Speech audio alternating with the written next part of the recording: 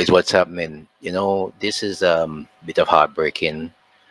I believe for all of us, the issue of the murders, the killings in various islands, is getting from bad to worse.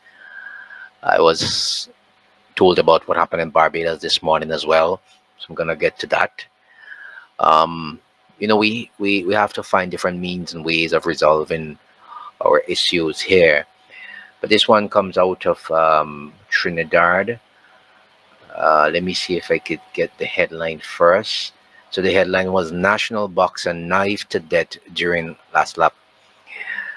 Yeah, really young there, huh?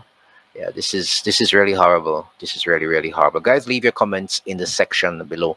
Need to hear from you.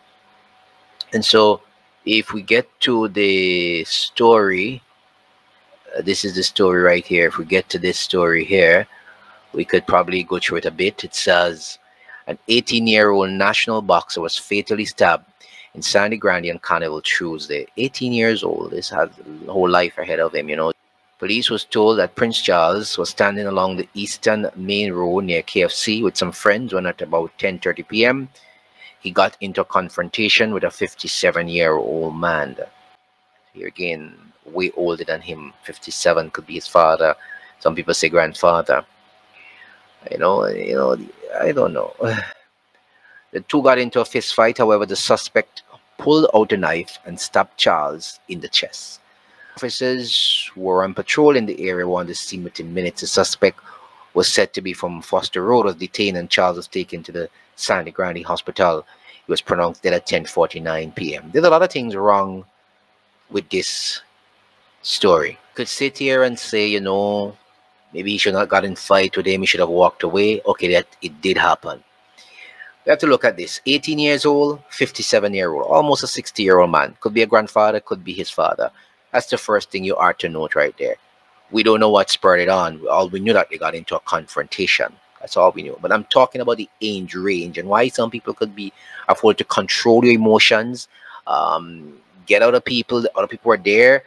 Understand that with some friends, he was standing there. And so you ask yourself, one person, an older man, and I'm quite sure his friends must have been young people, couldn't they restrain the older man? And try to break it apart. But we don't know. We're just speculating on all these things. But the age difference, says a lot. And so in the photo, you can see it looks like people are trying to pull. But if you look at who's trying to pull him apart, it looks like it's just women. You're not seeing any men. It's just women. Like they're trying to pull the two men apart. And then the older man should have had some common sense from me personally to say, look, it's a young person. He may be hot up. He may be hot-headed, and let me just walk away from this foolishness here, whatever is happening here. It could have been my son. Some, these kind of things, but all people are just hot-headed. But, of course, these are the days, these are the times we live in. Men's hearts are becoming more wicked. The hearts are failing them for fear.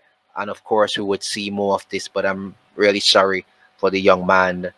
Now, this older gentleman may have to spend some time behind bars.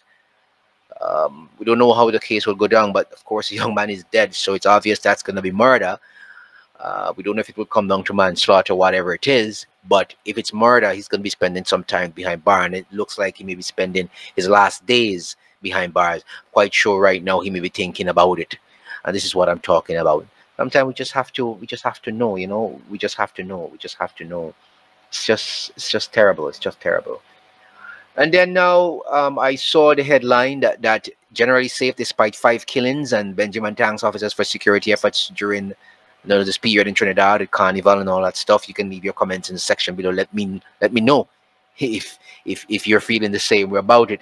And then we head over to Barbados. I understand this.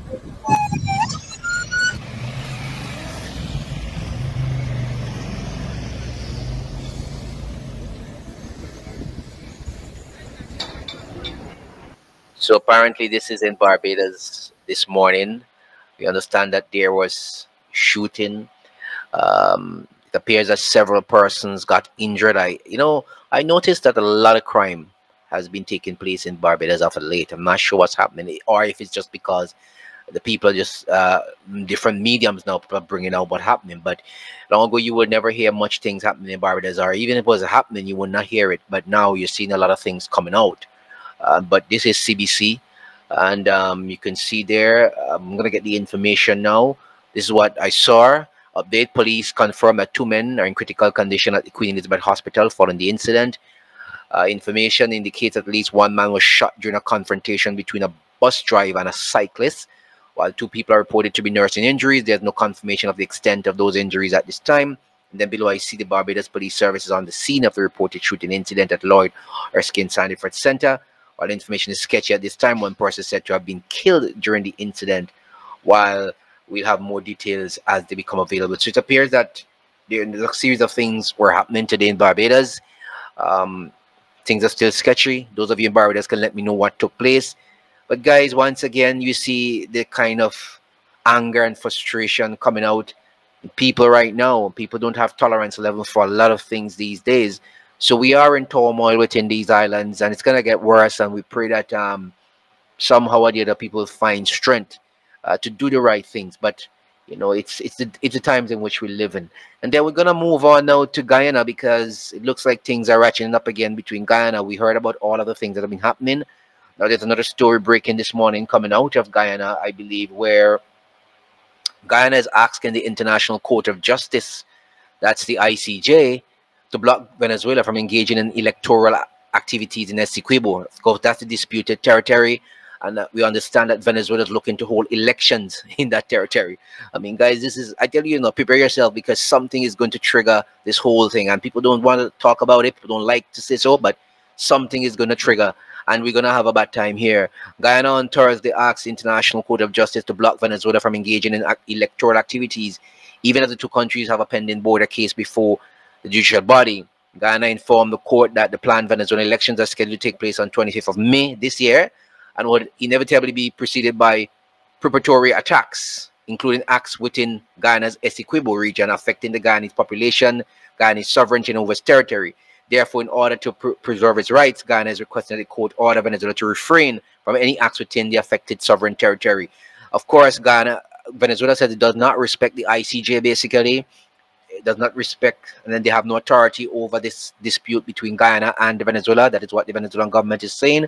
So it's obvious if they go ahead, right now everybody's seeing this portion as Guyana, and if Venezuela decides to go ahead and hold an election there and elect somebody, now that's that's 2 countries having representatives in the same area. I don't know how that is going to happen. That is going to be some kind of war. I'm telling you that, because everybody's going to say, look, I'm the representative here. I'm going to say representative here. I own here. I own here. And that is going to bring on something. Listen to me, guys. Whether you like it or not, I keep telling you, prepare, prepare, prepare. That's all. There's nothing else I can say. Some people don't like me to say it, but I am saying it to you. Prepare, prepare, prepare. Remember to like, share, and subscribe, and leave your comments in the section below.